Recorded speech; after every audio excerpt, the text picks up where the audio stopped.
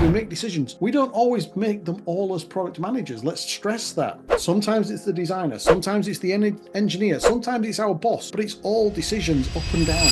So the reason I say road mapping is a synonym for product management is because road mapping is an activity that goes on throughout the month or throughout the quarter. It's continuous. It's the decisions that we make about what we're actually going to work on. The roadmap, this artifact, should be a trivial activity. Like I'm also, one of my favorite sound bites that I throw out there is, if you're spending more than 30 minutes on your roadmap every month, you're doing it wrong. What pivotal experiences led you to develop this philosophy on context-driven decision-making? Everything depends on the context we're in. So we find ourselves here. We can't forget that we are here. We can't forget of what's happened in the past. We can't forget about the environment around us. We're not free to make any and all choices that we want, to just throw away that history. As a product manager, we've typically got a product. It already exists. Very few people are going through that 0 to 1 journey. So we've got something. We've got a starting point. We have a certain amount of money in the company. We have a certain amount of skills and capabilities in the company. We have certain competitive sets. We have certain trends happening out there in the market. So the best decision we can make depends on combining all of those and a million other factors to try and find the best outcome for us. Welcome to the Priceless Conversations, the podcast where we navigate the art and science of product management, automation, AI, and pricing. We do this with a mix of wit, wisdom, and an occasional dashboard war-related story. Hi all, I'm Satya, a scientist who found her way into the product world and leadership.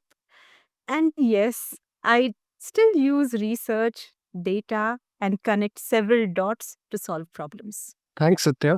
This is Amit, and I'm your co host to the Priceless Conversations, where we explore art and science of product management through transformative ideas and authentic stories. I'm Amit, CPO, builder of dashboards, destroyer of unnecessary features, and yes, your guide through the weird, wonderful, and wildly frustrating world of product management. Bill, thank you so much for joining us. You have had a fantastic journey in product leadership, coaching, and now authoring, creating empowered product teams.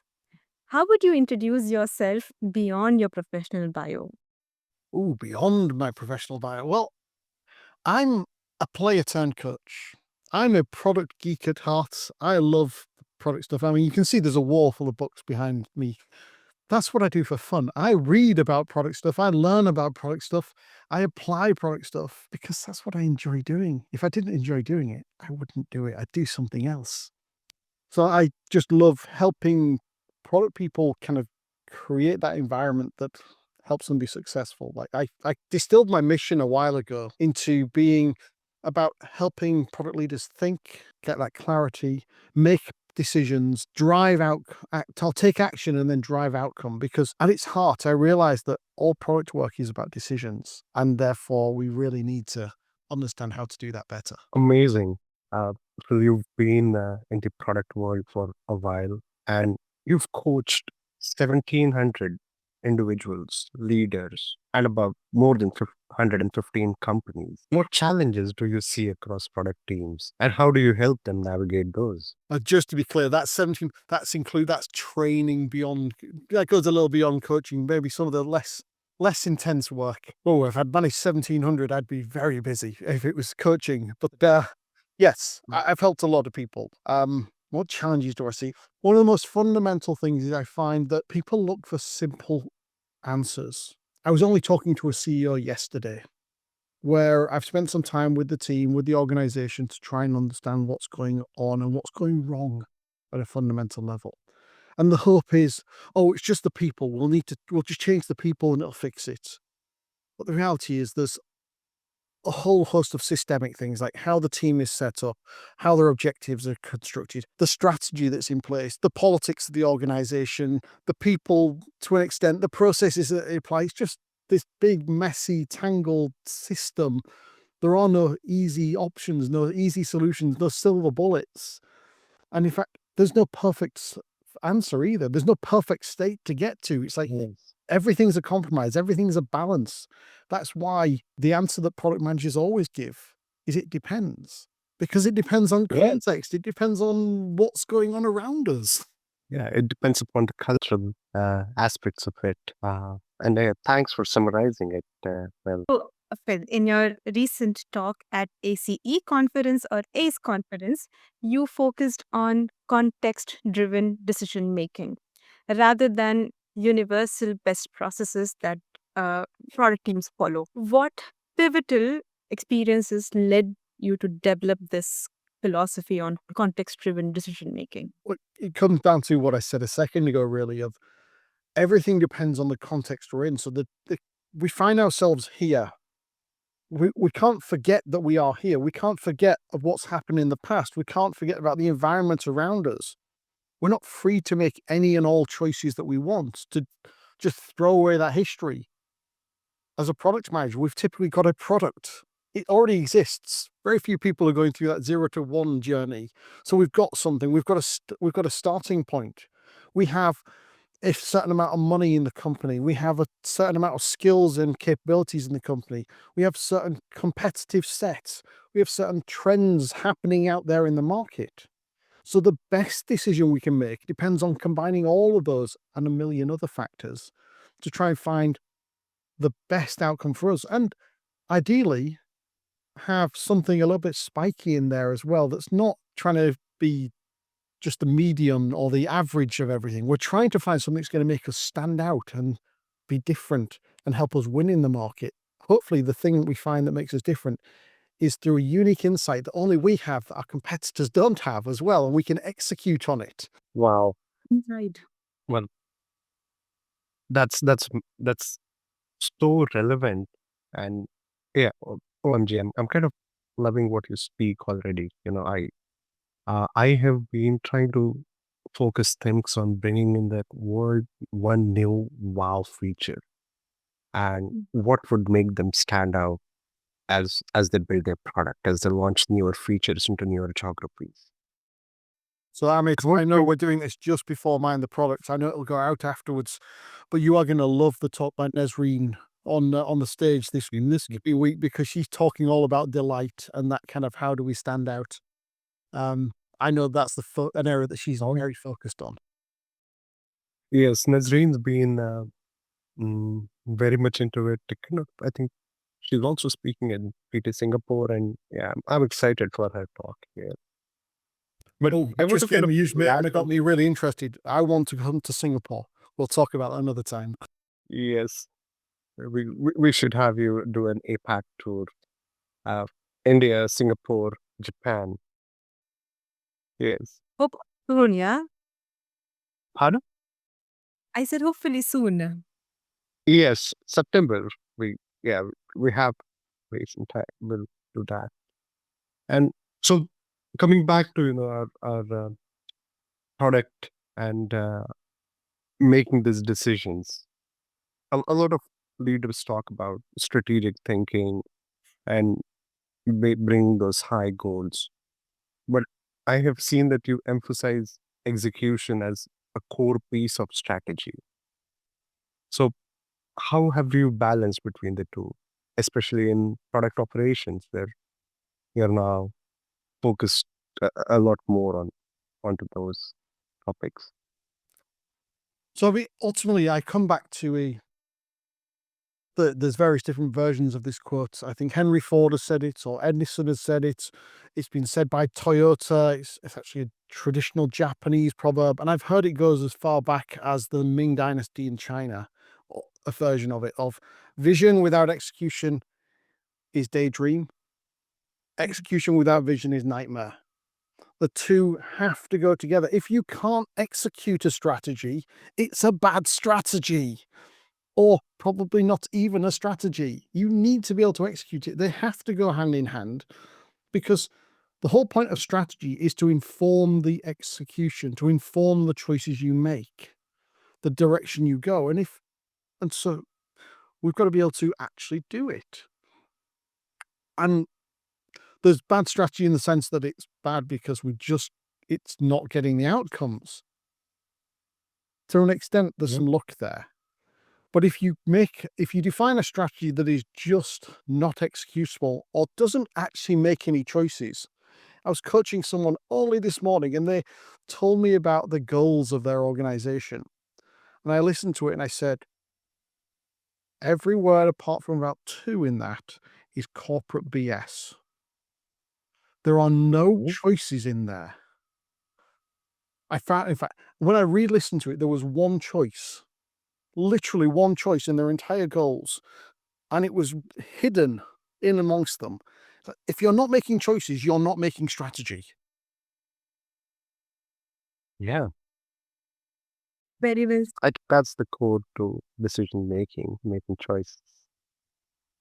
It's the core to all product work. As you know, I'm writing a book about Yeah. product teams, and I believe that empowered product teams at the heart are about making decisions. But that journey started about a year ago when I decided to write about decision making. And the book was originally called It Depends because it was all about decision making. And then I read a book by Shane Parrish called Clear Thinking. And I realized he had written the book that I was trying to write, but he'd done it better than I probably ever would. And so I decided I needed to pivot. But in that book, he made a really clear statement that knowledge workers, the output of knowledge workers is to make decisions. Or the activity of knowledge workers is to make decisions, and the output is the decision. And it's like, that is so true. That is exactly what we do in product work. We make decisions. We don't always make them all as product managers. Let's stress that. Sometimes it's the designer, sometimes it's the engineer, sometimes it's our boss, but it's all decisions up and down. So, Phil, Absolutely. Yeah. okay, Phil. So then your upcoming book on creating empowered product teams, is it based on exactly this concept? Like how do we create organization with high impact who can make high impact decisions? Or what actually inspired you to write it once you started writing or you pivoted to writing this book? Yeah, so well, the first pivot was to realize that I wanted to write about all the product decisions that we have to make and how to make them. And I started essentially creating my version of David Bland's testing business ideas, but instead about decisions instead of experiments. Like, here's the entire catalog of all the decisions you should be thinking about making and how to approach them. I realized that was a really big book and a lot of work. So I put my business hat on and said, practically, I should do something smaller. And so I said, well, which part of this resonates with me the most? And actually, when I started the first book, It Depends, the other book I was considering writing was all about product teams. So I felt like I came all the way full circle back to my start, because teams and creating high performing teams, or as I used to call them, entrepreneurial product teams, is really the heart of my philosophy as well.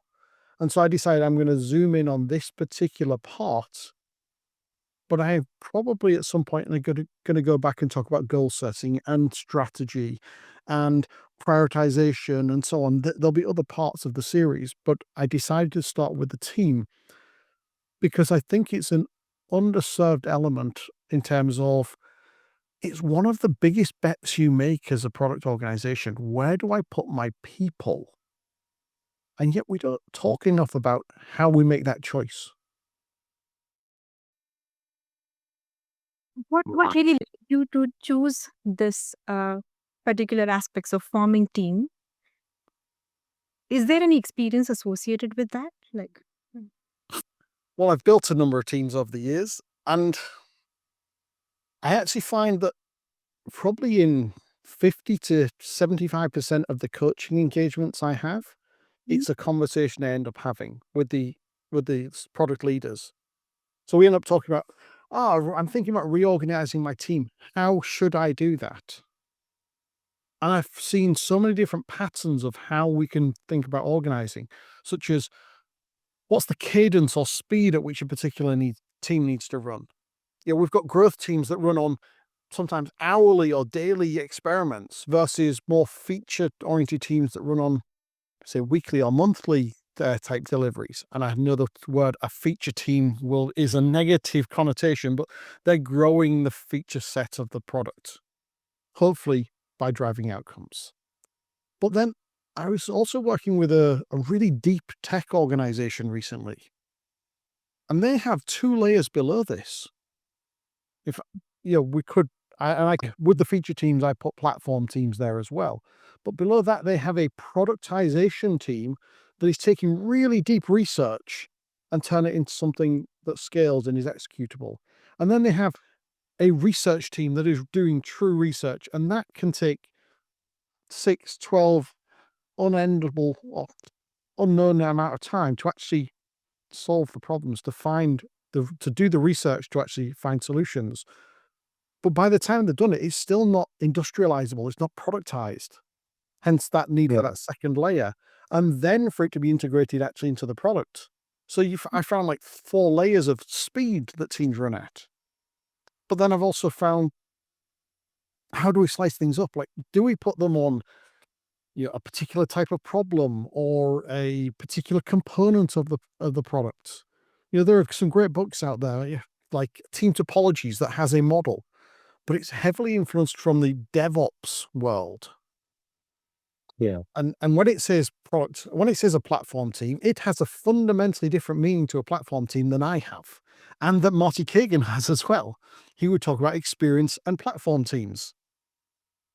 But I've also come across rapid response teams that are there to help keep away the noise of fixing bugs and so on. Possibly a team that needs some of the best engineers in your organization because they need to be able to touch the entire code base. And yet it's probably not seen as the most sexy place for the engineers to be. Yes. In fact, one of the companies I consult now, they have a rapid response team, they have a product team, and they have a platform team. You bring up those two research teams. That's very fascinating, and I think I might want to kind of lean on to more of that, of how you can bring on those research teams, what kind of decisions they help make, how do these decisions move or phase the platform teams and product teams. Yeah. Oh, I think you've got 2 elements here. There's the decision of what those teams work on, and there's a Yeah. really important part of the due diligence you do on how much time you spend figuring out what they work on. If they're going to take 6 to 12 months to deliver anything, you probably spend a lot of time thinking about what they're going to work on up front. Yeah. And put a lot of checkpoints in to see, are they making progress? But in research, frankly, you might not see any progress until like the very end. Whereas a product team, there's a better phrasing than saying a feature team, but I think they're all product teams. That's the way you get the slight challenge. Yeah. They're going to put a lot less effort into the upfront thinking. Dare I say, someone might call the upfront thinking waterfall, but they're going to put less effort there because they know that they actually can't really learn what the customers want without doing true discovery and experiments of putting it in their hand. But a growth team is doing the same sort of thing, but on a much faster cadence because it's like much simpler things often, like changing the copy on a site or changing the wording or maybe adjusting the user flow to make it Yeah. to drive metrics like retention and funnels and so on, which are super important for actually making money, which, let's be honest, when we want to take it all the way back in products, that's what we're here Yeah. for. Absolutely. You are like kind of churning our minds very, very fast, Phil. So we covered about product operations co-opted from DevOps and with speed is of essence. And many product people are turning into feature planning, like more than product planning, it's more on feature planning. So this is where I would like to take our conversation to, which is road mapping beyond features. Yep. So you have said in your earlier conversation that we have gone through and even today that Road mapping is a synonym for product management. How should product teams reframe their thinking around roadmaps to make them more strategic or effective, according to you, Phil? Yeah. Yeah. So the reason I say road mapping is a synonym for product management is because road mapping is an activity that goes on throughout the month or throughout the quarter. It's continuous. It's the decisions that we make about what we're actually going to work on. The roadmap, this artifact, Yeah. should be a trivial activity. Like I'm also one of my favorite sound bites that I throw out there is if you're spending more than 30 minutes on your roadmap every month, you're doing it wrong. Because the reality is, if you're doing the road mapping, if you're making the decisions based on doing discovery, etc., then the roadmap is a non-event. It's like, okay, I know what I'm doing. I just need to update the artifact or just need to update the tool. And that should be quick and easy because I already have made the choices. If I haven't made the choices and actually creating the roadmap is the thing that drives that, then that's the problem. We're taking it to a big bang thinking as opposed to the continuous activity of doing product work. And the roadmap itself is a communication and alignment tool. It's not, repeat, not a fixed plan. But if you put a delivery plan next to it, it can be really, they can look a bit similar. And they're complementary things. What we actually do is we ask the roadmap to do too many jobs. We look and say, they look a bit like each other. Why don't we just merge them into one thing? And that one thing is less for us to maintain. But instead of, so we've saved ourselves a little bit of effort because we've got one thing to maintain, but we've made it do the job only 10% as well, which means it's not effective. And so it's about recognizing that there are different jobs. And my co-host and I on my YouTube channel, Talking Roadmaps, we've developed a tool called the Roadmap Audience Canvas, which is essentially a persona. We've got a canvas for capturing a persona about your roadmap. And in there, Wow. we ask, what are the jobs to be done for that audience? So the senior execs, they care about something different to the engineers. And yet we expect to have one version of our roadmap that serves them all and gives them everything they ever want. I have a fundamental belief that there is one roadmap, but there are multiple views. Wow. But so these roadmaps, which has one roadmap and then multiple views, is it from where does it on what border it does that we are having multiple roadmaps? Because in practice, and you've said it multiple times that we want to tailor roadmaps to different audiences. How is this different from creating a view which is different versus creating separate roadmaps? And then this also means, because if you have one roadmap, then there are varied needs with each of your executives have. Sales teams want a different view, developers and engineering teams want a different view, and then your executive management wants to have a long-term view. Yeah. Yeah. I typically have 5 different views at this point in my life. I have my engineering and operations view, relatively short term, relatively high detail that they can execute against. If I show that group a 5-year roadmap, they don't believe me and I lose credibility.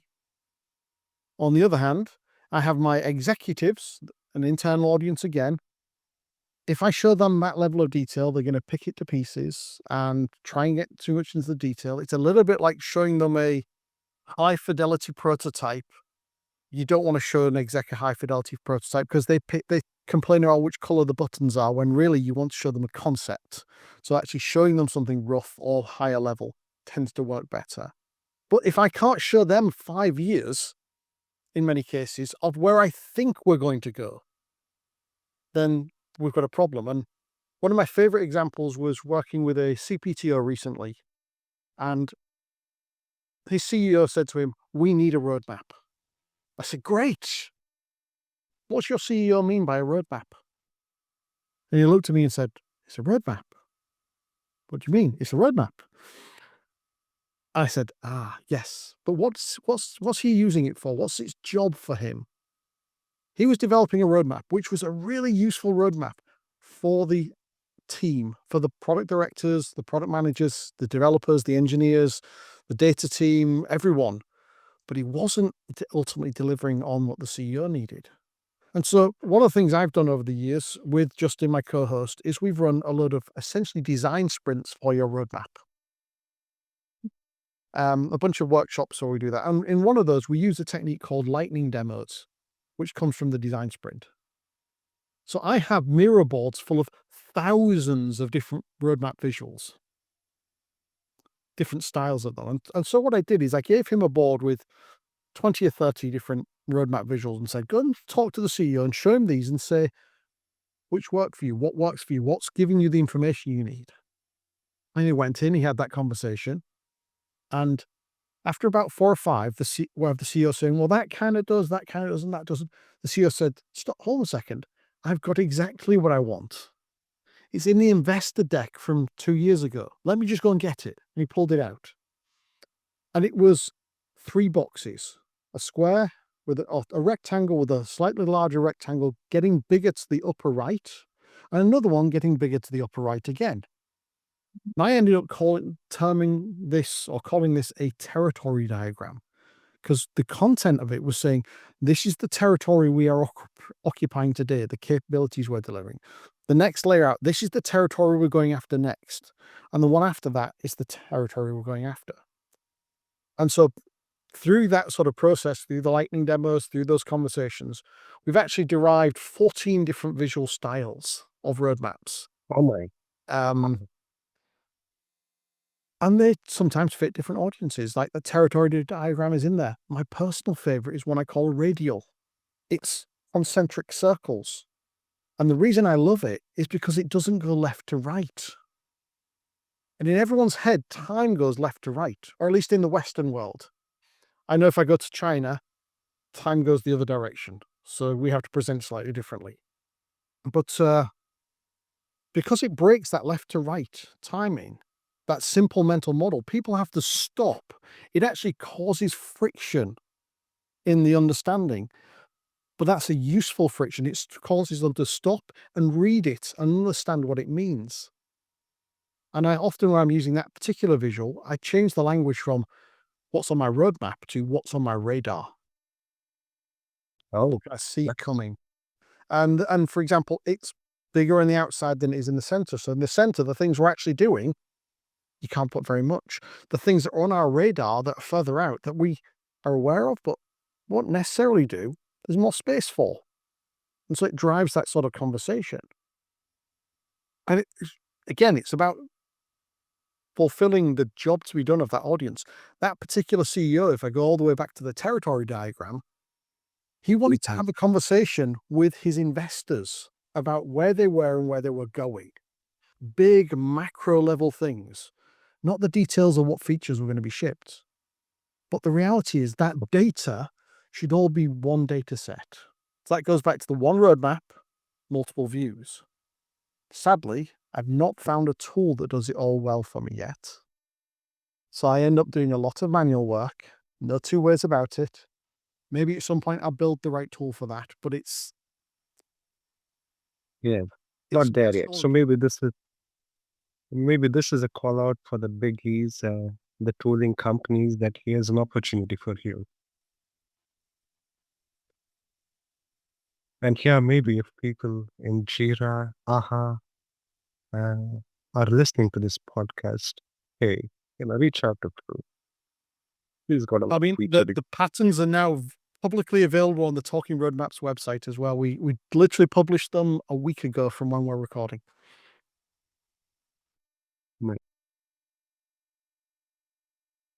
So, well, despite all the roadmap frameworks that you have explained, there is a slight chance that roadmaps can fail. For example, you have highlighted 3 major issues. 1, poor definition.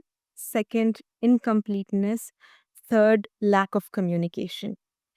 And that becomes one of three of the major reasons why roadmaps fail down the line. What's your advice for the product teams who are yet to see these challenges, who are still blind to these three issues that they're facing so far? So let me start out by saying roadmaps are just a tool. In fact, I am quite happy to throw roadmaps away tomorrow, as long as we can get all of our teams aligned on and communicated on direction of travel. It's the best worst solution that we know of. Right now, I would throw it away if I can find something better, but I haven't found anything better that gives me that overall direction of travel and some of the sequencing of direction of travel, like objectives, OKRs, NCTs, those sorts of things can give you something to an extent, but they don't allow for the sequencing and when you're dealing with, in particular, B2B customers, that's important. Like the roadmap is part of the sales conversation, whether you like it or not, because you are basically two big tankers and you're trying to figure out if you're going in the same direction. And if you're going different directions, you probably don't want to go on a journey together. Yeah, man. I think in such scenarios, and then you've said this multiple times, product manager's job is to manage risks. The biggest risk being the roadmap failing. And yeah, Mark Abraham also wrote a book on this. Managing product is managing risks. How do you think about product risk in terms of visibility, value, usability? So I always come back to, or typically come back to, Marty Kagan's four risks, or value, as in, by that I mean customer value, viability, by that I mean business value, and usability, as in user value, and then feasibility. Can we even create this thing? I really love one of Marty's phrases of, we're trying to create value or deliver value in ways that are only just now possible. And sometimes the feasibility is the biggest risk. There's a classic, if you look at classic startup culture, it's all about what's valuable. We look at the customer value first. Customer and user value, depending on it's B2B or B2C. Because if no one will buy it, then there's no point in even trying to create it. But sometimes the biggest risk is, can we create it in the first place? Like some of that deep research that I talked about previously, if we can't solve those problems, it doesn't there's no value in talking to customers. We're just spinning wheels, burning cash. And so there's an element of knowing it's valuable to them, but it's all about which is the biggest risk. I mean, I go back to Eric Ries and the Lean Startup and David Bland. No, not David Bland. No, the name has gone from me. Yeah, so I'll just restart to do a cut so you can do a cut. So I go back to Eric Ries and the Lean Startup. It's like, what are my leap of faith assumptions? What are the biggest risks? Those are the things I've got to de-risk. And discovery, this term that we all throw around in product management, that is our term for risk management. Fundamentally, that's what discovery is about. It's about taking out risk. At Mind the Product in 2023, I was on a panel with Georgie Smallwood. On there, she mentioned how in her company, they changed the language. They stopped talking about discovery and started talking about due diligence, because it was a very commercial organization that did a lot of M&A. And in M&A, the language of due diligence is the language of risk management. And so it was about really getting their colleagues to understand, this is why we do discovery. It's not this black hole that we're going off into for 12 months to spin wheels and not make progress. We're doing this to make sure that, one, somebody wants it and will pay for it. Two, they'll use it. Three, we can build it. And four, we can make money out of it. Because if all four of those things don't come together, it's a waste of time. And that's, I think it's There's an equation that I saw a while ago from the startup space. I think it's Alberto Savoia, where it basically takes a bunch of factors and said it's not A plus B plus C plus D. Because if you did it that way, then, someone values it. That's worth one. One plus what? One plus all the rest being zero is still one. It's still got value. It's actually multiply. If 1 times 0 times 0 times 0, all of a sudden it all zeroes out. So even if somebody wants it, if you can't build it, it's 0. If any of those factors in the chain are 0, if the risk is there for any is dealt with for any of them, it all falls down. Yeah, very nicely mentioned. I just moving on to a little bit of coaching now, because you've been doing that for a while, and this is more of a personal uh, guide. Uh, you emphasize coaching over directive management. And can you share a story where this approach transformed any teams or any struggling product team? Interesting. Yeah. It's the fundamental part of my philosophy. Um, Yes. and it's actually the reason I'm a coach these days is because I realized in my leadership path, that's where I'd found myself. And maybe I'll tell a story of somebody else instead of me. My managing director, the day I was interviewed for my first job, I knew I wanted to work for him because halfway through the interview, he'd already decided he was hiring me and he'd spotted a knowledge gap. And he started filling that knowledge gap in the interview. And that was foundational for me. It's like that set the tone for my first 10 years of my career. I worked for him. He was my mentor. By the way, this was around 2000, and he'd been a product manager in the 80s. So I was learning from a product professional. He was my managing director, and we were bringing product thinking was throughout the whole organization, even though I was just an engineer. Amazing. Yes, I like the way leaders, rather than giving tasks and directions, work collaboratively with you on how to shape up the new product roadmap, how to shape up new product direction.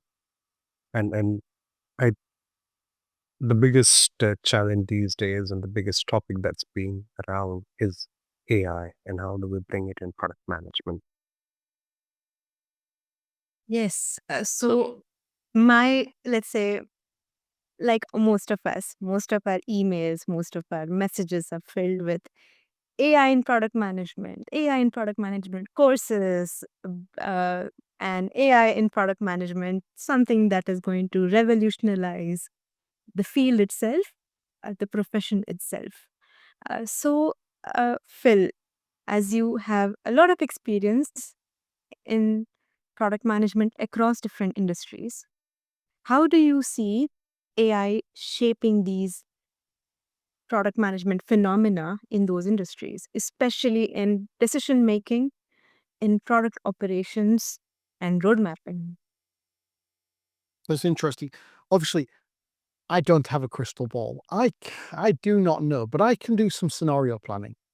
I can start to think about what do I think could happen or should happen, what's plausible, not necessarily what's probable. And so one of the scenarios I look down is, at the moment at least, it seems to be the largest productivity gains are happening for engineers compared to product Okay. managers. Now, there are productivity gains happening for product managers, do not get me wrong. Mostly in the boring drudgery of admin work, of meeting summaries and this sort of thing. The things that, frankly, I just didn't do anyway. I'd get somebody else to do, and it wouldn't be my product manager because they were a smaller number of people in the group. Um, so there's a whole philosophical thing there. When there's a large group of people, why is the product manager doing the admin work? But we'll step away from that one for a second. If I imagine that engineers are getting, let's say they get 5x more productive. if a product, Yeah. if in a typical product team we have today 5 to 10 engineers. Okay. Well, so if they're 5x more productive, then maybe we end up with 1 to 2 engineers in a team. But hold on a second, we've still got a team.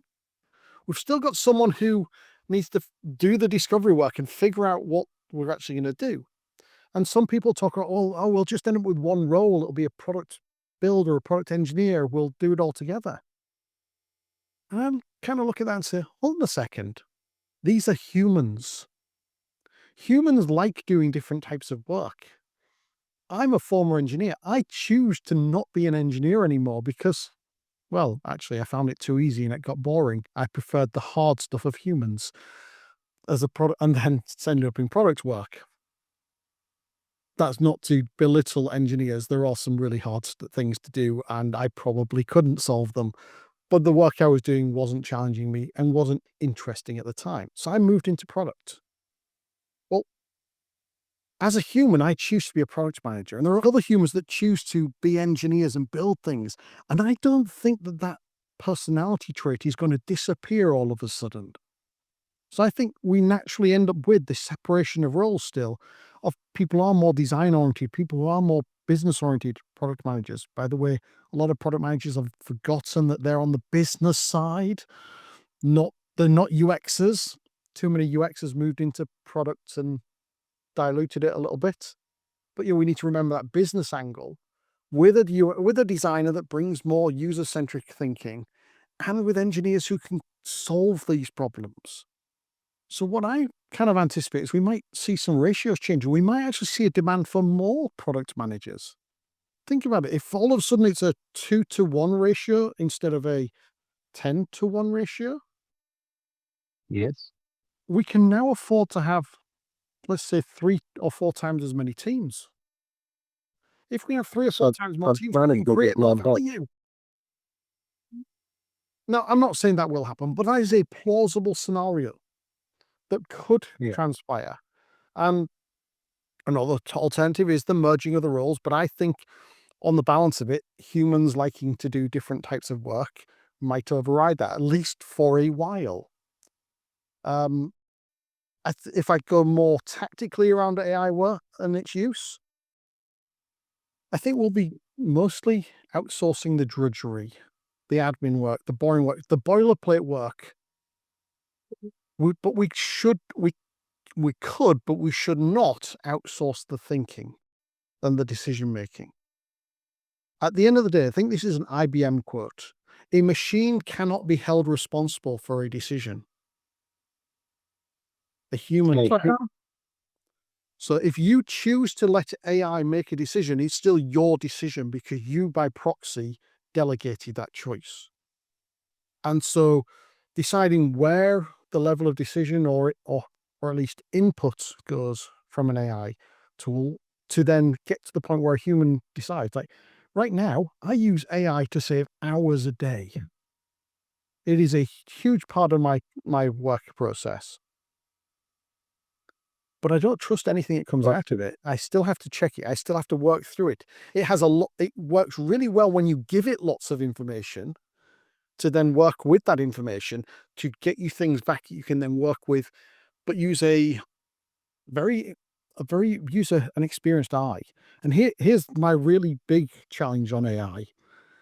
It's a talent challenge because right now there are a ton of senior product people out there and everyone's only hiring senior product people. There's 2 reasons there. One is they work with it, they can work with AI, they can do that work. The other one is because we've had a flattening of leadership levels. And that means that a leader can have less direct reports. We also have got more remote work. Well, senior people have learned how to work. They can work remotely. Junior people still need, like straight out of university, still need to figure that out. And so we've got a challenge for the future. I'm wondering, from knowledge work perspective, are we the Fortran engineers of our generation? Yeah. So we are better than that. I hope And that then the solve and saying to that address it. somebody who's programmed in Fortran, so 77, 97, both versions. Yeah. But the reality is there's a lot of like really old white guys that are being paid a lot of money to do some Fortran programming in the banking sector because they're the only people who know how to do it. And are we going to find the same with knowledge work if we're not careful and don't manage our, bringing people in and getting them up to speed because of essentially a perfect storm of things combining? I think it will be more of integrity. So, as you said, senior people have that work ethic, which makes them, uh, they're able to work remotely in office with the same amount of productivity and maybe higher. Uh, the juniors need to learn more to be more productive, and this coaching to be in an office environment um, should not last longer, or you know coming to office for learning integrity or bringing your productivity high should not be the main reason. I think that's something wrong that's happening there. But let's remember we're humans, right? Mhm. Humans haven't fundamentally changed in the last 100,000 years. We have Okay. our brains, the way they work, fundamentally are the same as they were 100,000 years ago. And that was all an in-person, live interaction. We build relationships. We learn tacitly by just sitting next to someone who does good work. Now, and this is coming from me, who's someone who has been a remote worker since 2008, well before it was cool.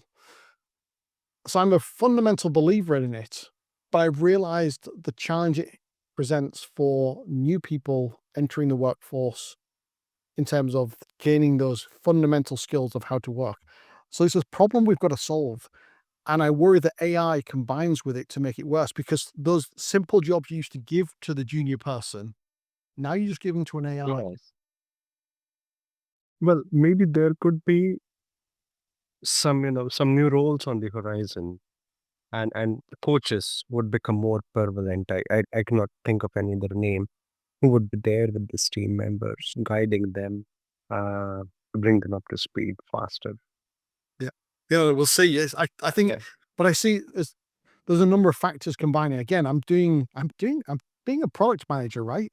At least this is what I Yeah. think of as a product manager, looking at that macro environment, looking at what's going on and the context going all the way back to think about what could happen and what decisions should we be making for which paths, which futures we want to create, but also which futures could happen.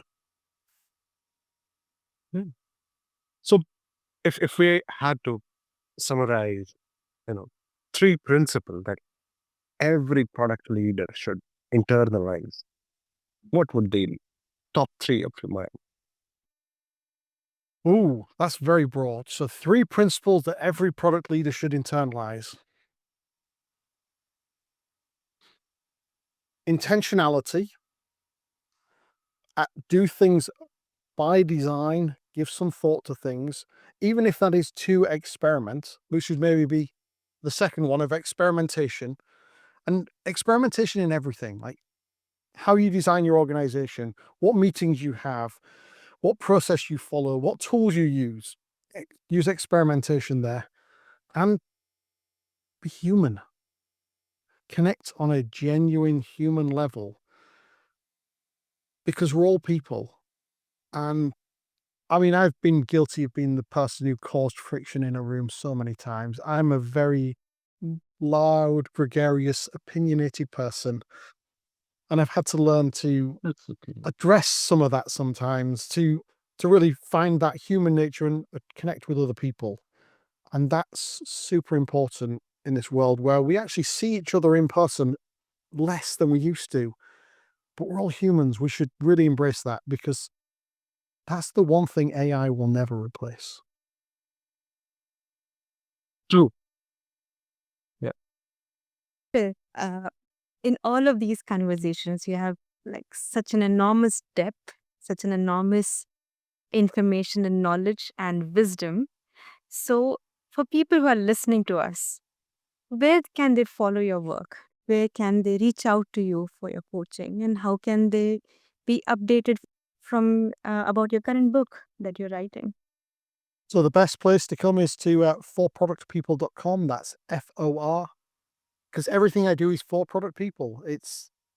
And if you ever see a program or anything I create, it's something for product people, like empowering coaching for product people. That's the people I serve. That's who I help. So come there and you'll find me, or just Phil Hornby on LinkedIn.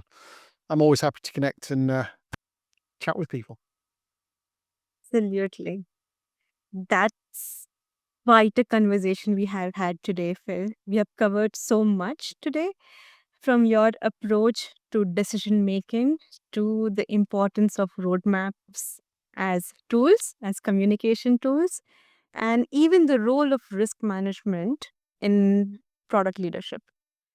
So, thank you so much for coming, Phil. Thank you for It's been an absolute pleasure. I've loved the conversation. And to our, Well, go ahead, Satya. and to our listeners, uh, if you found today's conversation valuable, please do us a favor, leave a review or subscribe and share this episode with your product teams. Well, and if you have any questions or thoughts, drop us a comment on LinkedIn. We'd love to keep the discussion going. Phil, this has been an absolute masterclass on product road mapping, leadership, AI, and thank you so much for sharing your wisdom. Absolute pleasure. I know I got a little philosophical in some places, but that's what I love. So great to meet you here. Well, we love your, love this conversation. They're truly priceless. Thank you for our listeners for tuning in. Until next time, keep building, keep learning, and remember, in product management, context is everything. See you soon.